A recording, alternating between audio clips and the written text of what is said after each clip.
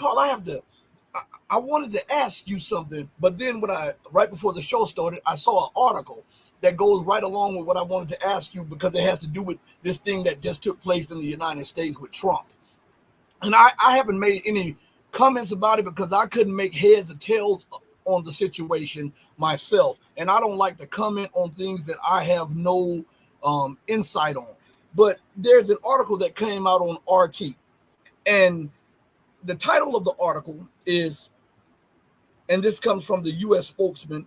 He says that it's from the State Department spokesman. He says, U.S. claims Russia threatened by democracy. And the reason I wanted to preference what I wanted to say with that is because let us not forget the hanging chads in Florida during the election, or the dispute in Ohio over votes in Ohio, and this recent dispute between Trump and Biden about who was the true elected president.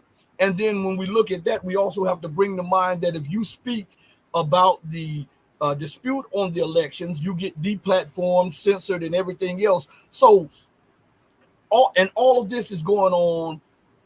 Why is America pointing the finger at everybody else about being fearful of democracy when the whole world is watching and seeing that they are fearful of Trump and they're fearful of any person elected outside of the so-called normal way? I mean, by now, do people still take U.S. accusations seriously? I mean, look at the U.S. electoral process. All we gotta choose is we have to choose between Biden or Trump. Are you kidding me? What a great choices we have. And we gotta talk about assassination because it just happened, and this kind of thing. I just can't imagine this happened in Russia, right? Because I just can't picture this happen in either Russia or China or Iran. I mean, this is the assassination is a very uniquely American political culture, and there's a lot of questions remain to be answered. When I first heard about the news about the assassination, my immediate gut feeling was, okay, this couldn't have been a deep state. This couldn't have been a deep state planned operation, because if the deep state wanted Trump dead, he will be dead. Mm-hmm. But after reviewing footages and reading everyone's commentary, now I'm not sure, because Trump got nick in the ear. We're like 1 centimeter away from like a major breakdown in the political process in the United States. I mean, the only reason that it would nick the year is because Trump turned his head at the last minute. And if you look at, I mean, there's so many questions, because you can see the counter snipers on top of the roof just behind Trump. They were looking in the directions of Trump's assassin. It looks like they have at least 45 seconds. They were already aware something is going on, and yet you took the 45 seconds of not doing anything, and they only shot the assassin after the assassin fired. Now, I heard all kind of commentary. Some people say, "Oh, it's a rule of engagement. The Secret Service can't shoot until the shooter shoot first." Like, are you freaking kidding me? What's the point of having counter sniper on the roof if you're just gonna let the other guy take the first shot? I mean, these explanation just kind of fly in the face of logic, and then you have how did this guy, this 20-year-old guy, lug a 12-foot ladder, his gun, and 50 rounds of ammunition all the way from his house to the site, to the building just up, and nobody stopped him. He was not stopped at any. Okay, granted, it's a Trump rally, so okay, people will carry guns. But what the hell is he doing with a 12-foot ladder just putting up against a building, and nobody said anything? And okay, I try. I usually try to look for reason of incompetence, really, rather than malice, right? Mm-hmm. Like I the adage I like is you can it's always go for the incompetence explanation rather than the conspiracy theory. So okay. So if it's an incompetence, this is a massive fuck up in the security details. What I understand, there's three layers of security for Trump. The inner layer, those are the people who jump on Trump's body after the shots were fired. Those are secret service assigned to him. His personal details. And then there's like the outer layer. Those are the counter snipers on the roof. Their goal is to make sure there's no other assassins, Right. there's no other snipers around gonna shoot Trump in the head. And then there's another intermediate layer, usually composed of local law enforcement and local police and SWAT team. Their job is to scope out the site to make sure all possible areas for assassination will be covered.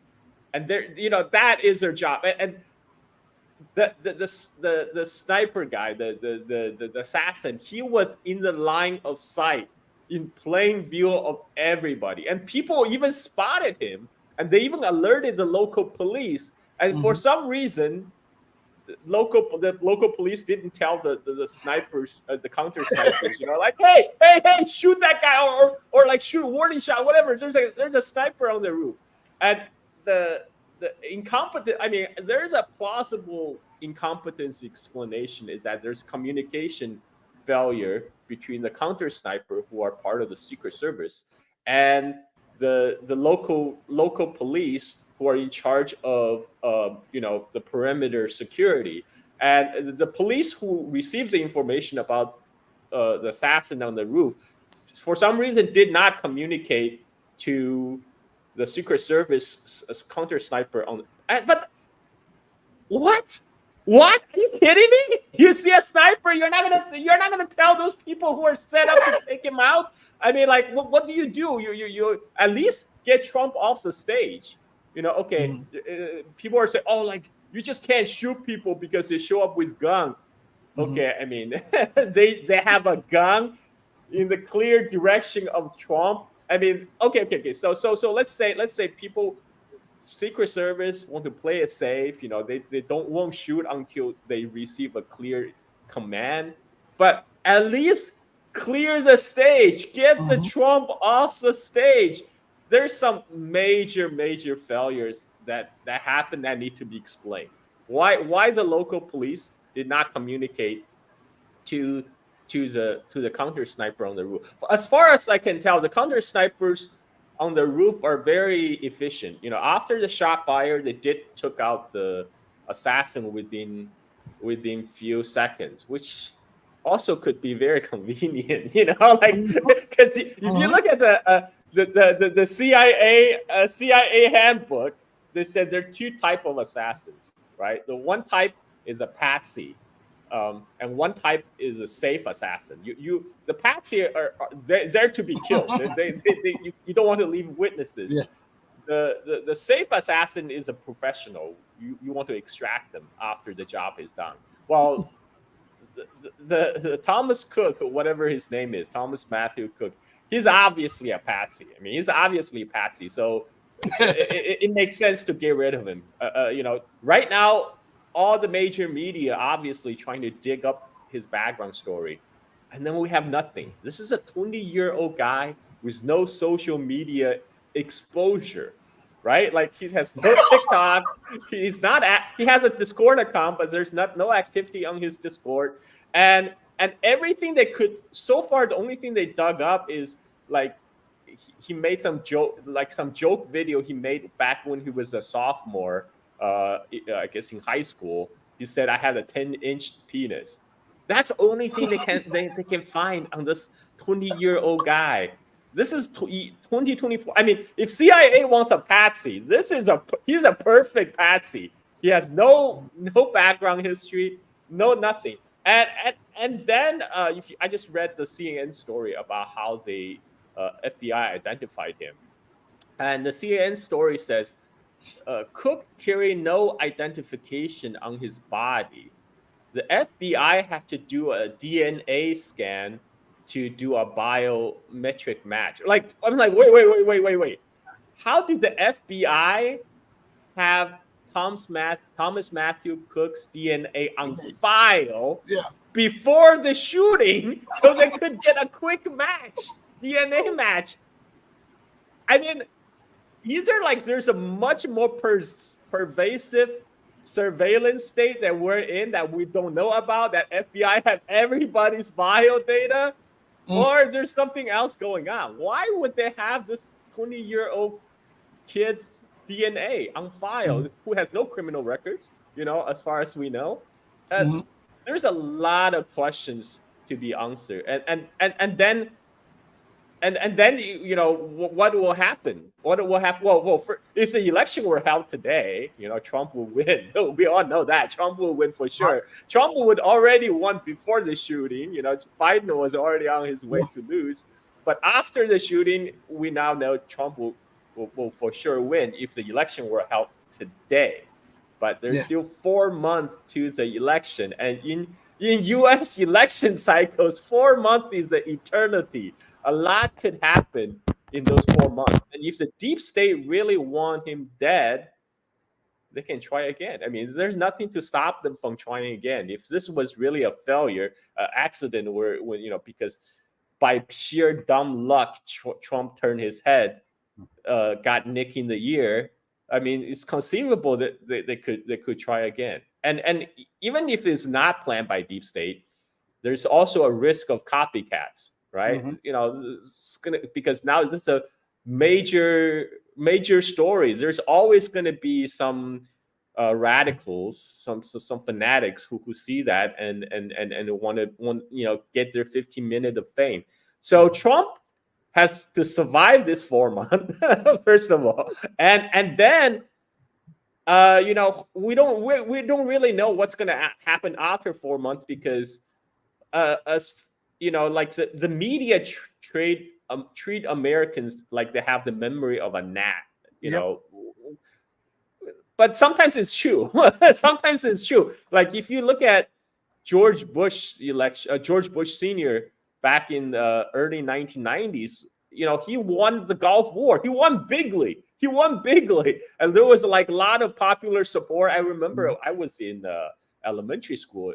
I was eighth grade in Robert Healy Elementary School in Chicago. There's like support the troop posters everywhere, and it was a great moment when U.S. won the Gulf War, and George Bush Senior was looking to have another term, and then 4 months later, then a few months later, Ross Perot happened. Took the vote away, and then that made Clinton in office. So a lot of things can Mhm. happen in 4 months, and so I'm given all this happened in United States, you think U.S. has a moral authority to lecture Russia on the democratic process? Are you kidding me? And I mean, like, what would happen if that shooting just succeeded? What happened if Mhm. Trump didn't turn his head? What you're gonna have is the establishment Republicans, they're gonna pop up some bogus establishment candidate like Nikki Haley, right? And then Biden might win, and then Biden is gonna win the election.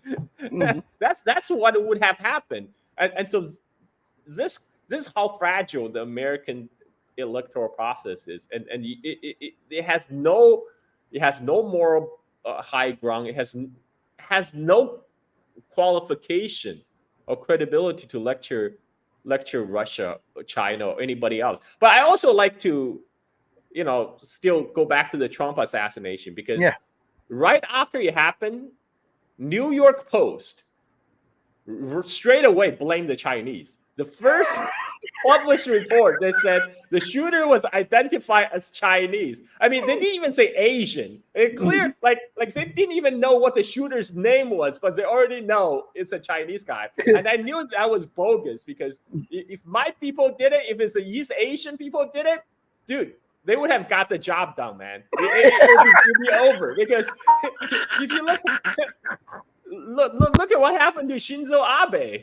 You know, like the Japanese bro, he just made some doohickey gun at home, Mm-hmm. and he got the job done. And I know all my East Asian friends, you know, Mm-hmm. Chinese, Japanese, Korean, all the ones who are gun nuts, they take their training seriously. You know, they go to range religiously. They take all kind of classes. You know, they're training like they're training for SAT.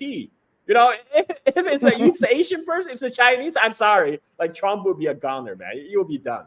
But so I knew that was bullshit right away. But a lot of people were reposting the New York Post article like within minutes of this happened.